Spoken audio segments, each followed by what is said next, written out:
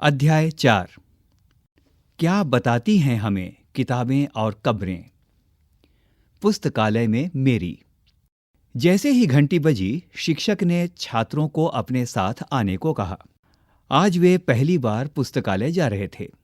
मेरी ने देखा कि पुस्तकालय उसकी कक्षा से काफी बड़ा था और वहां किताबों से भरे कई रैक थे। कोने में एक अलमारी थी जो मोटी मोटी किताबों से भरी थी। मेरी को एक अलमारी खोलने की कोशिश करते देख शिक्षक ने कहा, उस अलमारी में अलग अलग धर्मों से जुड़ी महत्वपूर्ण किताबें हैं। क्या तुम्हें मालूम है कि हमारे पास वेदों का भी एक संग्रह है?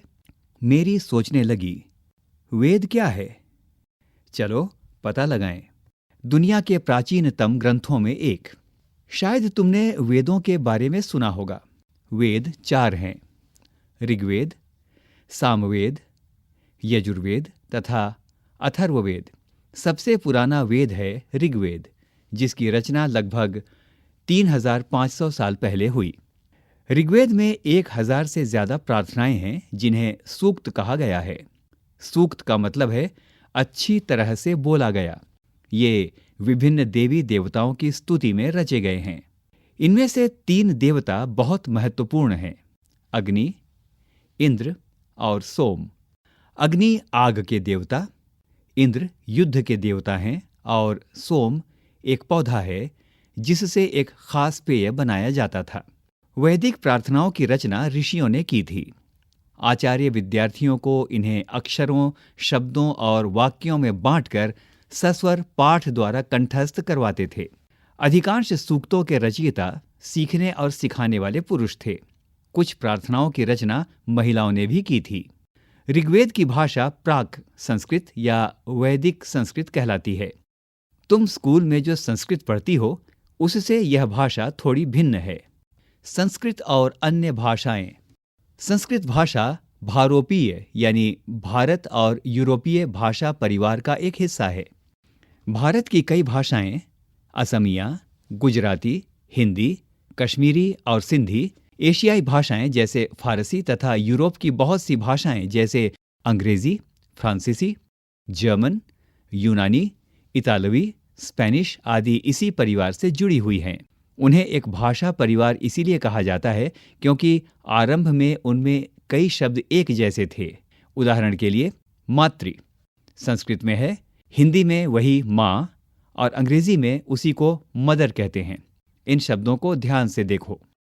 उपमहाद्वीप में दूसरे भाषा परिवारों की भी भाषाएं बोली जाती हैं। उदाहरण के लिए पूर्वोत्तर प्रदेशों में तिब्बत बर्मा परिवार की भाषाएं बोली जाती हैं।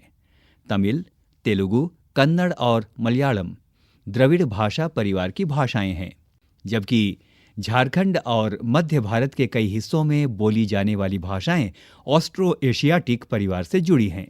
हम जिन किताबों को पढ़ते हैं वे लिखी और छापी गई हैं। ऋग्वेद का उच्चारण किया जाता था और श्रवण किया जाता था, न कि पढ़ा जाता था। रचना के कई सदियों बाद इसे पहली बार लिखा गया। इसे छापने का काम तो मुश्किल से 200 साल पहले हुआ। इतिहासकार ऋग्वेद का अध्ययन कैसे करते हैं? इतिहासकार पुरातत्ववेत्ताओं की तरह ही अतीत के बारे में जानकारी इकट्ठी करते हैं, लेकिन भौतिक अवशेषों के अलावा वे लिखित स्रोतों का भी उपयोग करते हैं। चलो देखते हैं कि वे ऋग्वेद का अध्ययन कैसे करते हैं। ऋग्वेद के कुछ सूक्त वार्तालाप के रूप में हैं।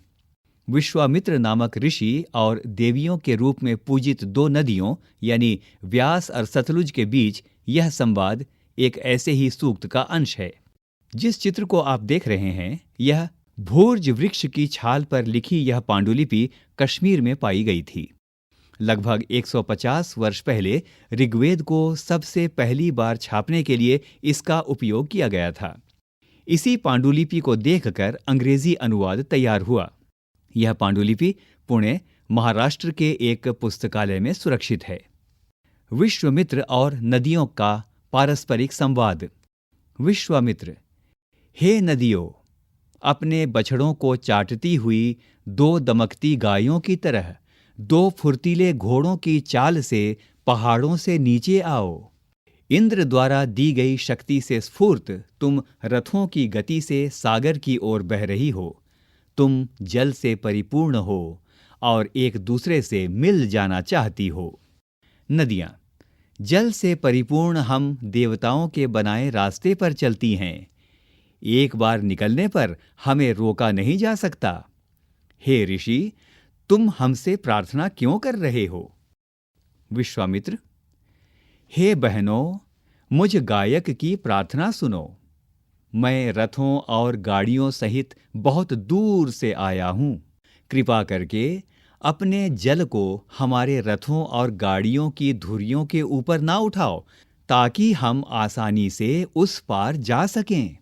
नदियाँ, हम तुम्हारी प्रार्थना सुनेंगे, जिससे तुम सब सुरक्षित उस पार जा सको। इतिहासकार यह बताते हैं कि यह प्रार्थना उस क्षेत्र में रची गई होगी जहां ये नदियां बहती हैं। वे यह भी सुझाते हैं कि जिस समाज में ऋषि रहते थे, वहां घोड़ों और गायों को बहुत महत्व दिया जाता था। इसीलिए नदियों की तुलना घोड़ों और गायों से की गई है। क्या तुम्हें लगता है कि रथ भी महत्वपूर्ण थे? ऋग्वेद की प्रार्थनाओं में अन्य दूसरी नदियों को, खासकर सरस्वती, सिंधु और उसकी सहायक नदियों का भी जिक्र है। गंगा और यमुना का उल्लेख सिर्फ एक बार हुआ है। मवेशी, घोड़े और रथ। ऋग्वेद में मवेशियों, बच्चों, खासकर पुत्रों और घोड़ों की प्राप्ति के लिए अनेक प्रार्थनाएं हैं। घोड़ों को लड़ाई में रथ खींचने के काम में लाया जाता था। इन लड़ाइयों में मवेशी जीतकर लाए जाते थे। लड़ाइयाँ वैसे जमीन के लिए भी लड़ी जाती थीं, जहाँ अच्छे चारागाह हों या जहाँ पर जौ जैसी जल्दी तैयार हो जाने वाली फसलों को उपजाया जा सकता हो।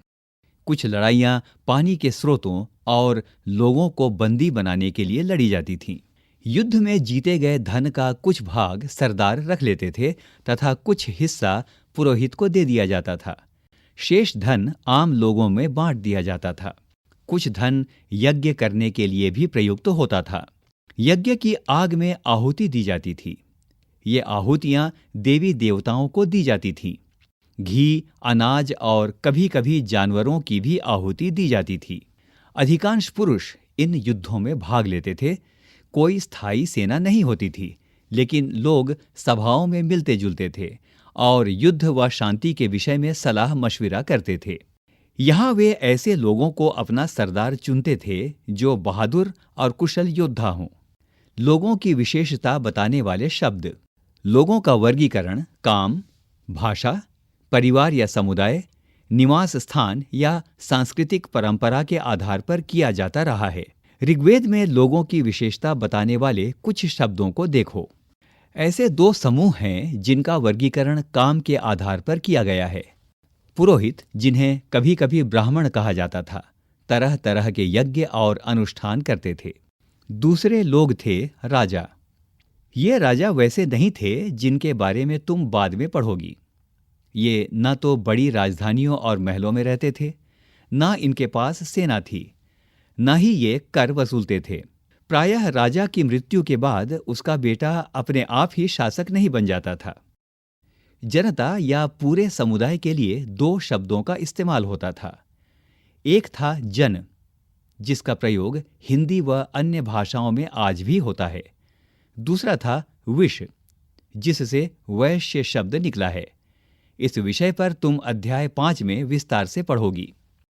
ऋग्वेद में विश और जनों के नाम मिलते हैं, इसलिए हमें पुरुजन या विश, भरतजन या विश, यदुजन या विश जैसे कई उल्लेख मिलते हैं। जिन लोगों ने इन प्रार्थनाओं की रचना की, वे कभी कभी खुद को आर्य कहते थे तथा अपने विरोधियों को दास या दस्यु कहते थे। दस्यु वे लोग थे जो यज्ञ नहीं करते थे और शायद दूसरी भाषाएं बोलते थे। बाद के समय में दास, जिसका स्त्रीलिंग दासी है, शब्द का मतलब गुलाम हो गया। दास वे स्त्री और पुरुष होते थे जिन्हें युद्ध में बंदी बनाया जाता था। उन्हें उनकी मालिक की जायदाद माना जाता था। जो भी काम मालिक चाहते थे, उन्हें वह सब करना पड़ता था। जिस युग में महाद्वीप के उत्तर पश्चिम में ऋग्वेद की रचना हो रही थी, उसी समय दूसरी जगहों पर एक अलग तरह का विकास हो रहा था। जरा देखें वहां क्या हो रहा था। खामोश प्रहरी, कहानी महापाषाणों की। अगले पृष्ठ के चित्रों को देखो।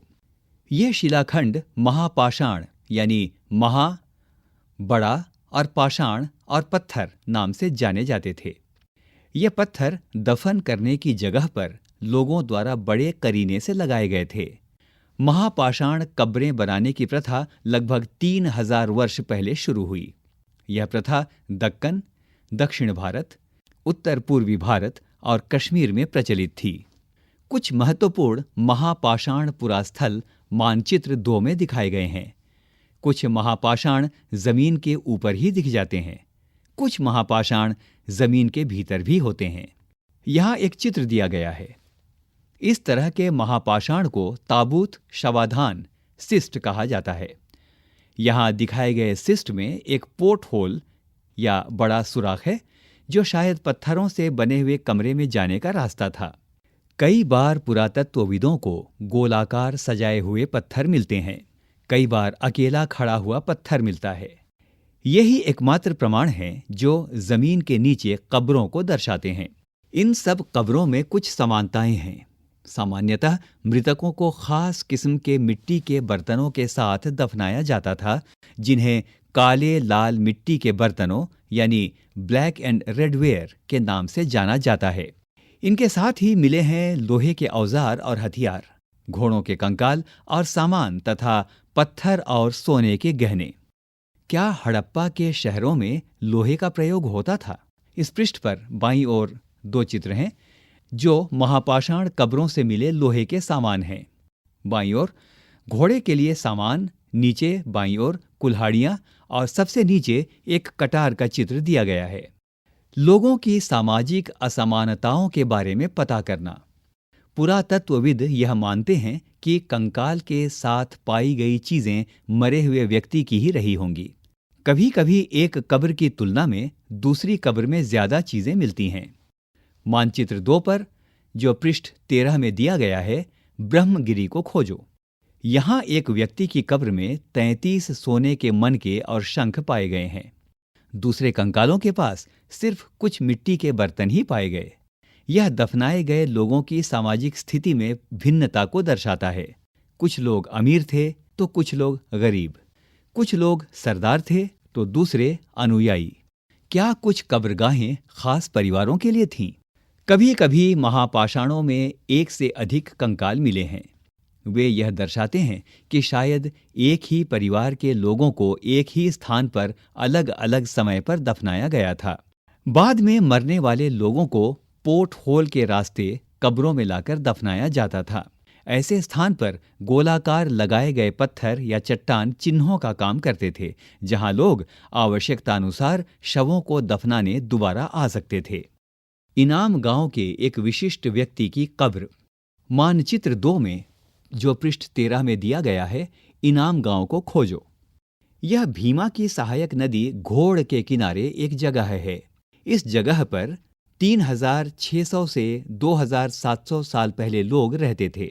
यहाँ वयस्क लोगों को प्रायः गड्ढे में सीधा लिटाकर दफनाया जाता था। उनका सिर उत्तर की ओर होता था। कई बार उन्हें घर के अंदर ही दफनाया जाता था। ऐसे बर्तन जिनमें शायद खाना और पानी हो, दफनाए गए शव के पास रख दिए जाते थे।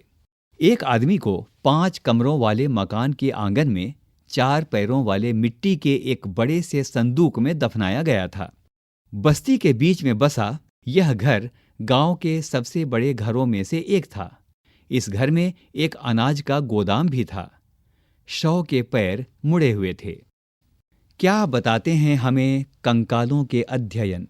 छोटे आकार के आधार पर एक बच्चे के कंकाल को आसानी से पहचाना जा सकता है, लेकिन एक बच्चे और बच्ची के कंकाल के बीच कोई बड़ा फर्क नहीं होता।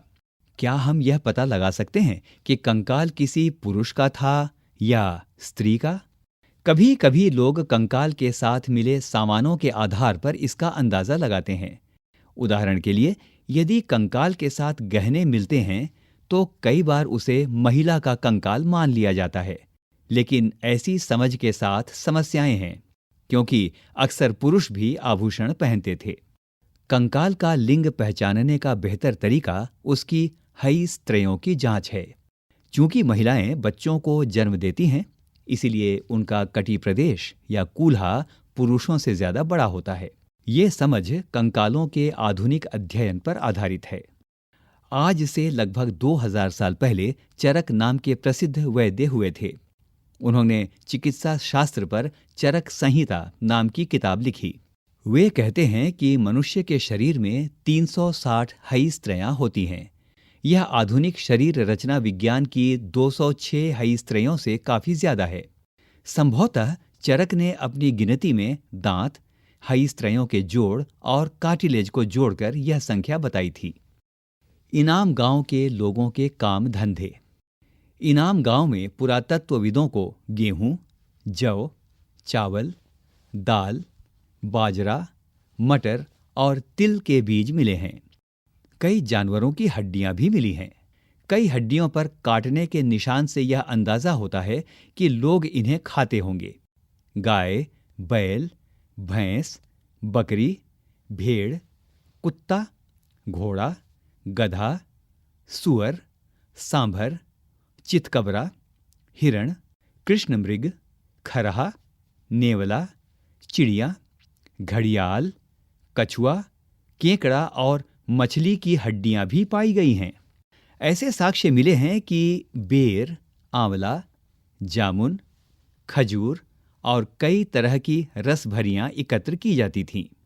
कुछ महत्वपूर्ण तिथियां। वेदों की रचना का प्रारंभ लगभग 3500 साल पहले। महापाषाणों के निर्माण की शुरुआत लगभग 3000 साल पहले। इनाम गांव में कृषकों का निवास लगभग 3600 से 2700 साल पहले। वैद्य चरक लगभग 2000 साल पहले। अन्यत्र यहाँ एक चित्र दिया गया है जिसमें चीन में व्यवहार में लाने वाली पांडुलिपि का चित्र है। एटलस में चीन को देखो। लगभग 3500 साल पहले हम यहाँ की लेखन कला के सबसे पुराने उदाहरण पाते हैं। यह जानवरों की हड्डियों पर लिखा गया था। इन्हें भविष्यवाणी करने वाली हड्डियां कहा जाता है, क्योंकि यह मान्यता थी कि ये भविष्य बताती हैं। राजा लोग लिपिकारों से इन हड्डियों पर सवाल लिखवाते थे, जैसे क्या वे युद्ध जीतेंगे, क्या फसलें अच्छी होंगी, या फिर क्या उन्हें पुत्र होंगे। फिर इन हड्डियों को आग में डाल दिया जाता था, जहां इनमें गर्मी से चटक कर दरारें पड़ जाती थीं। भविष्यवक्ता इन दरारों को बड़े ध्यान से देखकर भविष्यवाणी करने की कोशिश करते थे। जैसा शायद तुम भी सोच रही होगी, ये भविष्यवक्ता कभी-कभी गलती भी करते थे। ये राजा शहरों में महल बनाकर रहते थे।